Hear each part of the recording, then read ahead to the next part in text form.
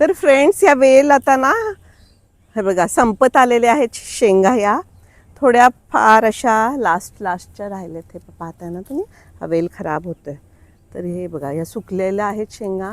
मला बऱ्याच लोकांनी ना बिया मागितल्या आहेत माझ्या सगळ्या घेवड्याच्या वेगळ्या वेगळ्या प्रकारच्या शेंगांच्या. तर मी त्या कलेक्ट करते, देणार आहे सगळ्यांना. तर ह्या राहिलेल्या शेंगा आपल्या काढतीये थोड्या. ह्या वेलांना आत्तापर्यंत इतक्या शेंगा दिल्यात ना.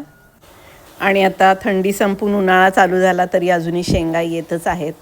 आणि ह्या सगळ्यांना इतके आवडलेत ना वेल. हा पण एक छोटा वेल आहे, ह्याला पण एक आलेले आहेत. हे पहा, अजून येतातच आहेत. ह्याच्यात पण बिया तयार होत आहेत. बघा किती छान. मी तुम्हाला दाखवलंच आहे सगळ्या प्रकारच्या घेवड्याच्या बिया आम्ही वाळवून ठेवलेल्या आहेत, आमच्यासाठी पण द्यायला पण. आणि काय काय भरपूर डब्यात ठेवलेत, म्हणजे वापरता पण येतात आपल्याला भिजवून उसळ बनवायला. हे बघा इतक्या निघाल्या शेंगा. शेंगा काढलेल्या आहेत. आता गाजर बघूया निघतंय का. हा, हे बघा काय मस्त लाल भडक गाजर.